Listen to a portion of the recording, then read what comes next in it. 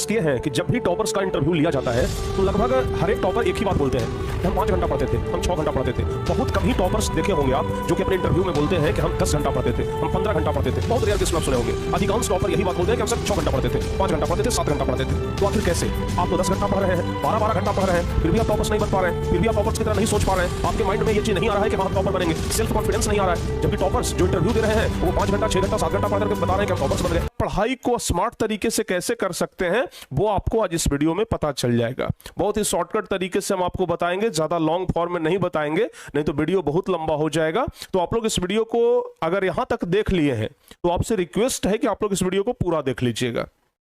हम जानते हैं कि आपका समय बहुत मूल्यवान है, लेकिन हाँ, इस मूल्यवान समय को और अधिक मूल्यवान बनाने के लिए और अधिक कीमती बनाने के लिए ही आज का ये वीडियो आपके लिए डेडिकेटेड है। तो बच्चों, सबसे पहला चीज हम बार बार आपसे कहते हैं कि अगर आप एक सच्चे और अच्छे स्टूडेंट हैं तो आपके पास एक अच्छा टाइम टेबल भी होना चाहिए।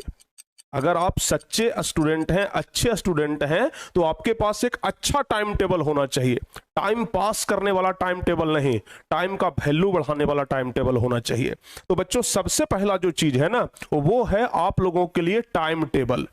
ठीक है, बहुत सारे बच्चे को हम देखे हैं बिना टाइम टेबल के पढ़ाई करते हुए। कब उठना है इसका कोई टाइम नहीं है, कब पढ़ना है कोई टाइम नहीं है, कब खाना है कोई टाइम नहीं है, खेलने का टाइम फिक्स है लेकिन पढ़ने का टाइम फिक्स नहीं है। तो फिर ऐसे कैसे आप टॉपर्स बन पाएंगे? तो सबसे पहले हर एक चीज का टाइम टेबल होना चाहिए। आप डिसिप्लिन नाम का कोई शब्द सुने होंगे। जिंदगी में अगर डिसिप्लिन आपके अंदर नहीं है तो आप लिख करके ले लीजिए, आप कुछ नहीं कर पाएंगे। तो डिसिप्लिन बहुत जरूरी है, बहुत जरूरी चीज है डिसिप्लिन।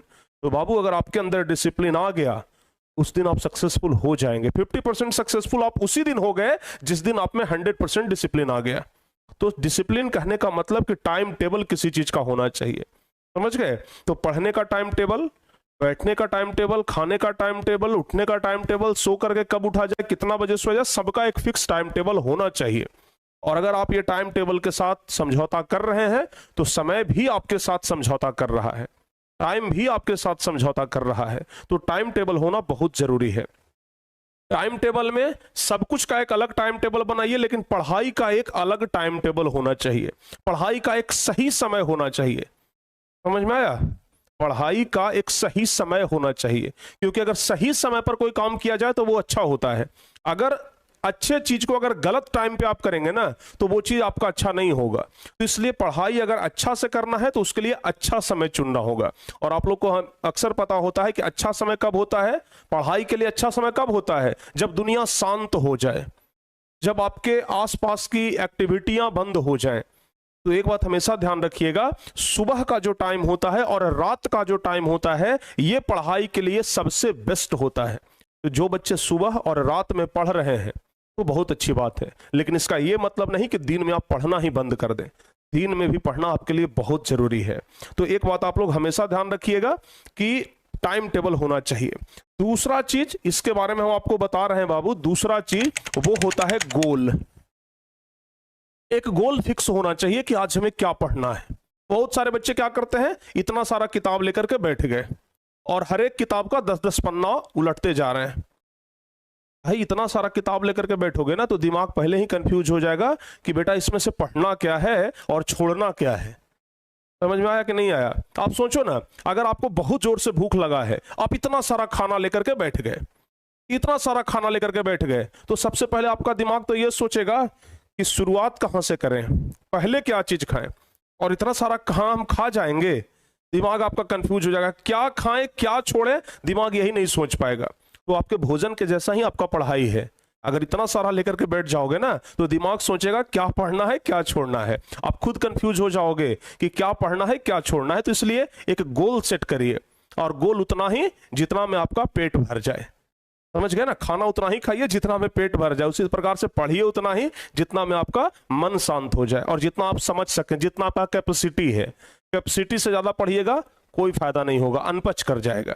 समझ गए ना? तो इसलिए कैपेसिटी के अनुसार ही पढ़िए, गोल जरूर बनाइए। और हाँ, पढ़ाई के बीच में जब भी आप पढ़ने के लिए बैठिए, 3 घंटा 4 घंटा अगर आप लगातार पढ़ रहे हैं तो हर एक 40-45 मिनट पर ना एक 5 मिनट का भी ब्रेक्स होना चाहिए। ध्यान रखिएगा बाबू। 5 मिनट का भी ब्रेक होना चाहिए पढ़ाई के बीच में, क्योंकि बहुत बड़े बड़े रिसर्च ये बताए हैं कि हर एक 5 मिनट का ब्रेक होना चाहिए हर एक 45 मिनट के बाद, ठीक है ना। तो जब भी आप पढ़ने के लिए बैठिए, अगर लंबे समय के लिए बैठ रहे हैं तो कोशिश करिए कि 5 मिनट का ब्रेक ले लें। ज्यादा कुछ नहीं तो आप सॉन्ग सुन लीजिए, 45 मिनट पढ़िए, एक सॉन्ग सुन लीजिए, मोटिवेशनल सॉन्ग सुन लीजिए, एक मोटिवेशनल वीडियो देख लीजिए। और भाई टेक्नोलॉजी का सही उपयोग करिए। जिस दिन अगर आप टेक्नोलॉजी का सही उपयोग कर लिए ना, आप आदमी बन जाइएगा। तो टेक्नोलॉजी का उपयोग करिए, चूंकि अभी टेक्नोलॉजी का जमाना है। टेक्नोलॉजी का यूज करने का मतलब, पहले के जमाने में लोग किताब पढ़ते थे, समझ रहे हैं ना। जैसे आपको एक एग्जांपल देते हैं, पहले के जमाने में लोग अखबार पढ़ते थे, पेपर जिसको बोलते हैं। अभी भी बहुत सारे लोग पेपर पढ़ते हैं। पेपर में हम क्या करते थे, लिखा हुआ चीज को पढ़ते थे और सिर्फ फोटो देखते थे। टेक्नोलॉजी आया, समाचार को, न्यूज को हम लोग एकदम लाइव देखना शुरू कर दिए। भाई कोई घटना घटा है, लाइव देखेंगे, ठीक है ना। पेपर एक दिन के बाद प्राप्त होता था, तो टेक्नोलॉजी का सही उपयोग हुआ ना। उसी प्रकार से पढ़ाई में भी अभी टेक्नोलॉजी है। अभी एजुकेशन पूरा का पूरा हमें लगता है कि टेक्नोलॉजी पर निर्भर हो गया है, या फिर टेक्नोलॉजी पर निर्भर होते जा रहा है। तो फिर इसका टेक्नोलॉजी का उपयोग आप क्यों नहीं कर रहे हैं? आप इसका फायदा क्यों नहीं ले रहे हैं, इस बेहतरीन टेक्नोलॉजी का? तो भाई टेक्नोलॉजी का फायदा लेने का मतलब कि आप ऐप पर जाकर के ऑनलाइन टेस्ट दीजिए, ऐप पर जाकर के नोट्स से पढ़िए। सब कुछ का तो सुविधा उपलब्ध है, मॉडल सेट उपलब्ध है, सब कुछ एप्लीकेशन पे उपलब्ध है, ऑनलाइन उपलब्ध है, टारगेट बोर्ड के एप्लीकेशन पे सब कुछ उपलब्ध है। तो उसका सहारा लीजिए ना। तो टेक्नोलॉजी, ध्यान रखिएगा, बहुत बड़ी चीज है, ठीक है। तो हमेशा प्यारे बच्चों एक चीज याद रखिएगा, टेक्नोलॉजी,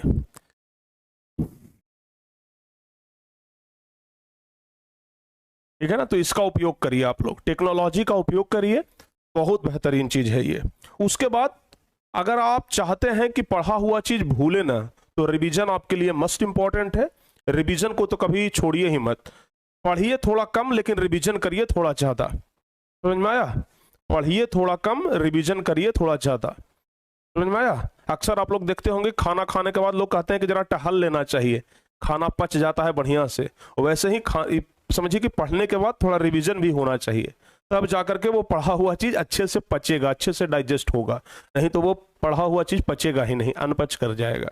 तो इसलिए बच्चों ध्यान रखिएगा, पढ़ने के बाद उस चीज को रिवीजन जरूर करिए। आज नहीं कल करिए, कल नहीं परसों करिए। हर एक सप्ताह पर कुछ ना कुछ रिवीजन होते रहना चाहिए, ठीक है। तो आज के इस वीडियो का कंक्लूजन क्या निकला बताइए? कि हमें स्मार्ट स्टडी करना है। समझ में आया? आज के इस वीडियो का कंक्लूजन यही ना है कि हमें स्मार्ट स्टडी करना है। ध्यान रखिएगा, अगर आप स्मार्ट स्टडी कर लिए तो आपका दिमाग जो है ना, वो हरा भरा हो जाएगा और आप अच्छे तरीके से सीख पाएंगे।